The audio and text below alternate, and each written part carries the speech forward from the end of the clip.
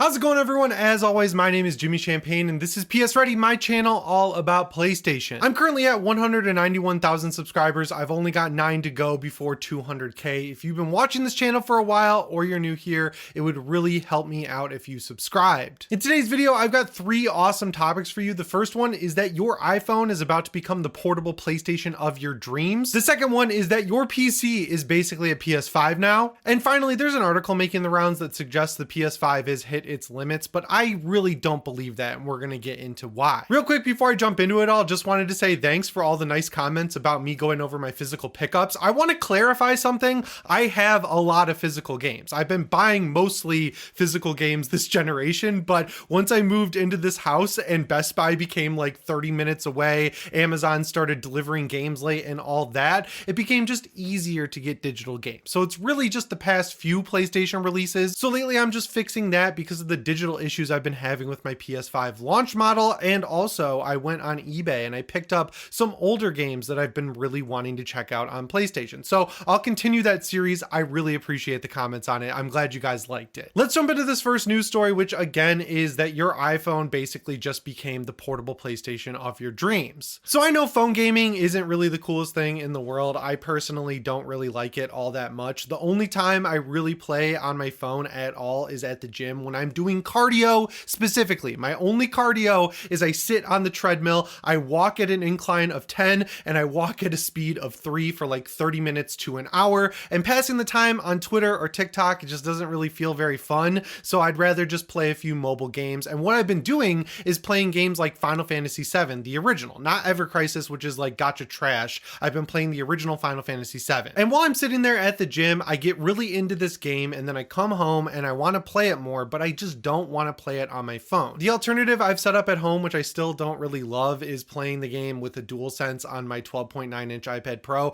The game looks good on that screen, but it's just like, it's not made to be presented as a true like TV style game or laptop style game. Like it's built for a phone screen. So while I was sitting at the gym, I was like, damn, it would be awesome if I could get a RetroArch app on my phone because RetroArch has cloud saves. And then I could come home, transfer the save to my Steam Deck and play games on a dedicated gaming device. And right when I was thinking that, it's like everything aligned and we got to that future, which is awesome because Apple is now allowing emulators on the iPhone App Store. Everyone thought this was going to take a long time, but there's already 2 emulators available and one of them is awesome. It's called Delta Emulator. It does everything from the Super Nintendo all the way down to like the DS and the Game Boy Advance, the Game Boy, the regular Nintendo. All those early Nintendo consoles and handhelds are covered by this app. And of course, that got me wondering about PSP support or PS2 support or PS1 support. And we are officially one step closer to that because the developer of PPSSPP, the marquee PSP emulator on the internet, has said that by the end of the year, they will have PPSSPP running on iOS devices. Now, again, I'm not the biggest fan of playing on my phone, but I do have that PlayStation Backbone controller. And when you plug that thing in, it's really cool. It like makes your phone feel like a sort of PSP or PS Vita. And then you get the PlayStation buttons like square, circle, cross, and triangle. You get the PS5 style D-pad, you get the white controller, and then the triggers feel a lot better than not having triggers at all because you're using the touchscreen. But the biggest limitation was always mobile games, because if you wanted to play anything that really took advantage of that controller, like Diablo Immortal, for example, it's like mobile gotcha trash where you have to like grind dungeons, it's pay to win, it's just not a good experience. But with emulators like PPSSPP coming to iPhone, I can say it really fast now, that makes that controller actually worth the $100 pickup as an official PlayStation accessory. And honestly, there are so many games I'd love to play in that handheld format, especially when I'm just walking on the treadmill at the gym. Stuff like God of War 2, Silent Hill 2, Resident Evil Outbreak 1 and 2, Resident Evil Code Veronica X, I mean, even Resident Evil 4. I know that they have the newest version of Resident Evil 4, the remake, available for iPhone, but it runs like dog shit, so like I'd rather just play the original. And honestly, with this happening, if people go out and pick up a Backbone controller or some sort of like controller dock for their iPhone, I could definitely see Sony taking notice here and maybe start once again officially porting their games over to mobile stores. I say once again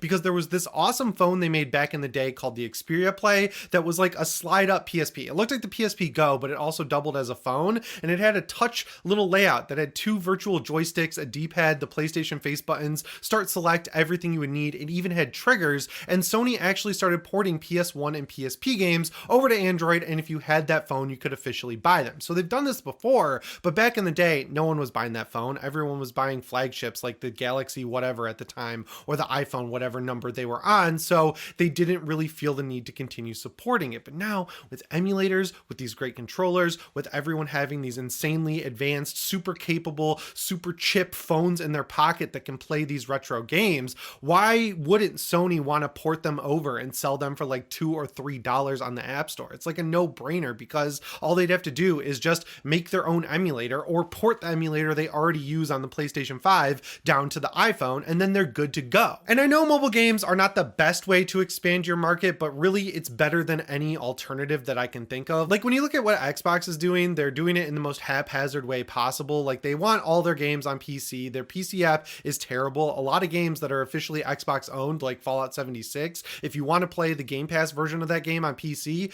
9 times out of 10, it just doesn't even launch. All the achievements are broken in Fallout 4 on both Xbox and PC if you use the Xbox app, which is ridiculous. And even when it comes to outsourcing their material, like Halo, I mean, that show is god awful. You look at the interviews with the people working on it, they're like proud of the fact that they never played a Halo game and that they made a separate timeline that totally messed everything up. It kills off major characters and has Master Chief with his helmet off for pretty much the entire show. It's like terrible. Whereas Sony is making some really smart moves. They're turning all their biggest IP into movies that they actually create. They're working with Nintendo to do the same thing with the new Legend of Zelda movie. We'll talk about their PC strategy, which I think is infinitely better than Microsoft's in the next story. So yeah, I feel like another tacit, instead of making mobile games with Sony IP, which I don't think anyone really wants, they could totally support the PlayStation brand by just taking older generation games and porting them down or emulating them themselves and selling them for $2 or $3 like they already do on the PlayStation Store. And that's really the best way to do it, if you ask me.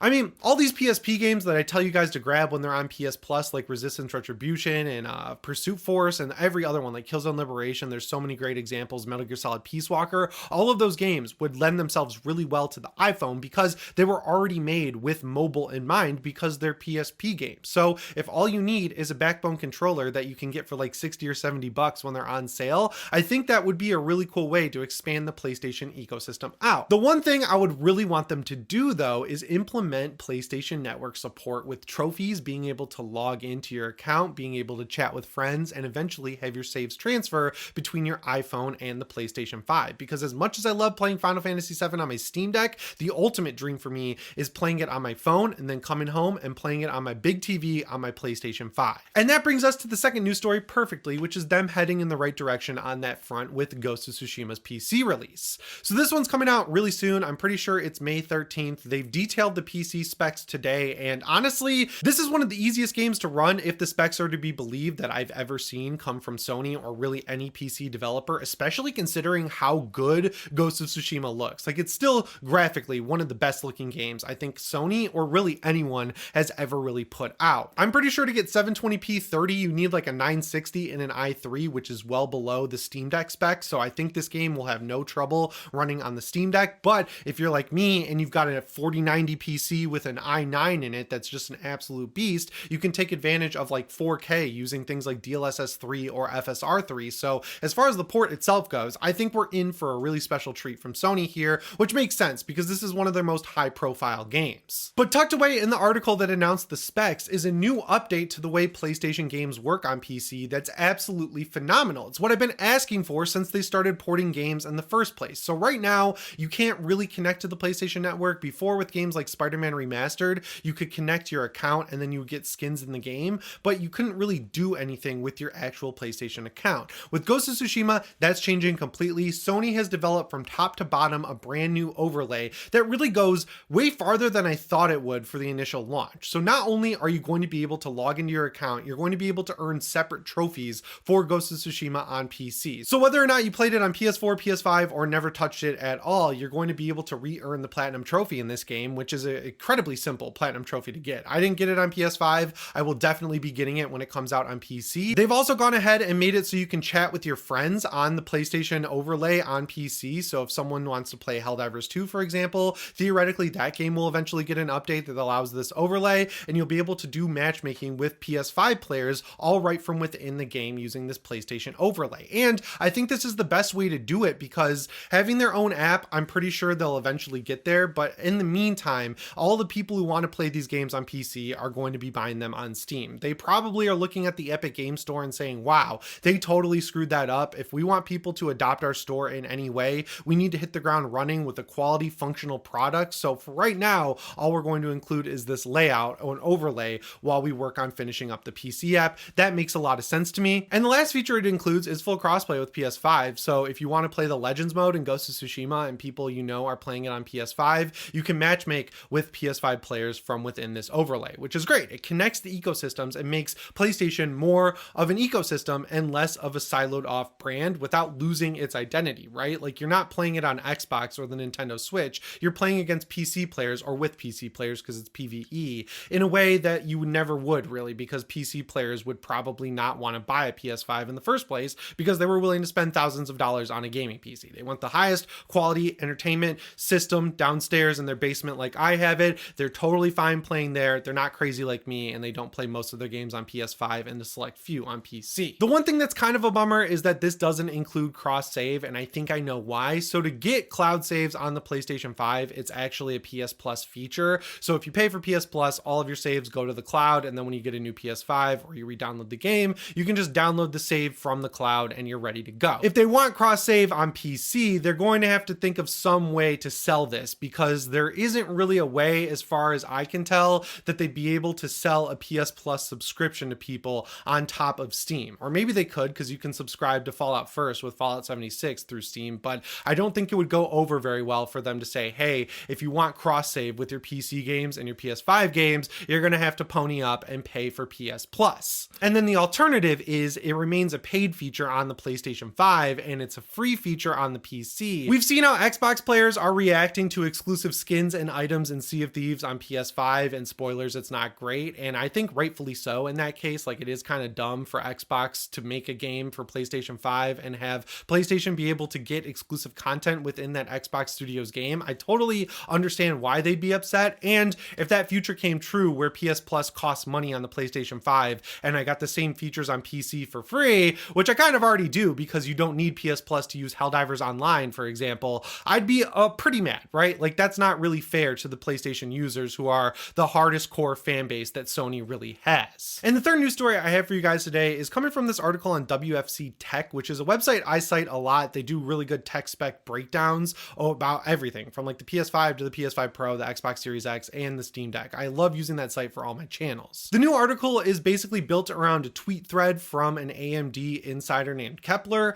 who has basically spelled out that we are no longer living in the era of the PS3 or the PS2 or even the N64, where as time went on and the developers learned how to use these different chips that were in these different consoles, which were actually quite different from each other. Like, the PS1 had a completely different operating system and chip than something like the Nintendo 64. We are no longer in that era. Every chip is basically the same, whether you buy an Intel chip, an Nvidia chip, an AMD chip, it doesn't really matter. They're all built on very similar architecture. So because of that, the PS5 has been completely tapped already, and there's no like hidden headroom to take advantage of. Now, I disagree with this for a few reasons. The biggest one, though, is that in the PS4 generation, it was very similar to the PS5 generation. Like, it's super easy to emulate PS4 games on the PS5 because it's built on pretty much existing architecture that's just been heavily upgraded. And it was the same thing for the Xbox One back in the day. They were very similar chips. The Nintendo Switch was a little bit different because Nvidia built their chip, but you saw a lot of ports coming from PS3 and Xbox 360 era games over to that console. So it's obviously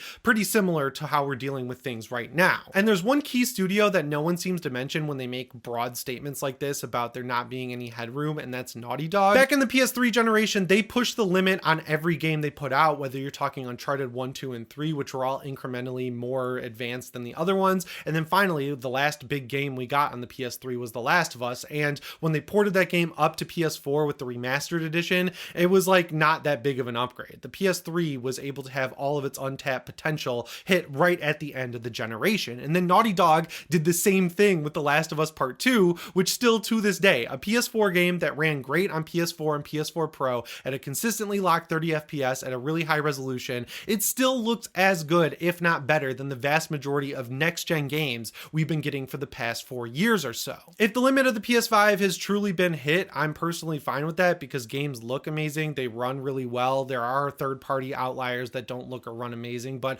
all the games we actually care about, like Sony first-party exclusives, those do look and run incredibly well on the PlayStation 5. So as the rest of the generation goes on, this last 3 years that we have before the PS6 comes out, I'd expect it to play out exactly the same as both the PS3 and the PS4, where the back half of the generation is where we really see the technological limits of the console physically and digitally pushed by all of Sony's big first-party developers like Naughty Dog, Sucker Punch, Bend Studio, Insomniac, everyone across the board. And the coolest thing is the PS5 has had really good advanced games from the very start. Even though there were some cross-gen games like Ratchet & Clank Rift Apart and Returnal really pushed the limits in terms of what you could do with the next-gen game. So I feel like in this back half of the generation, which is where we always see Sony's best work come out, I think we're going to be overwhelmingly impressed whether we have a PS5 or a PS5 Pro. Still, I like that there's going to be a PS5 Pro for the hardest of hardcore gamers like me, just because